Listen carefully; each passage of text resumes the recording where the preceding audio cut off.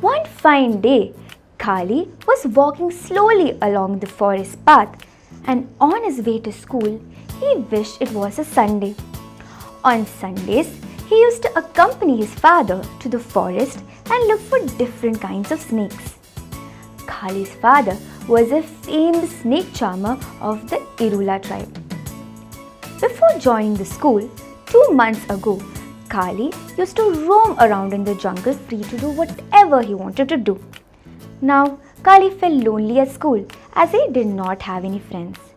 In fact, when Kali introduced himself to his classmates on the first day of school, everyone laughed at him. That was the first time in his life Kali did not feel proud of being an Irula. He wanted to leave his school, but his teacher was very kind and she praised him for all his efforts in school.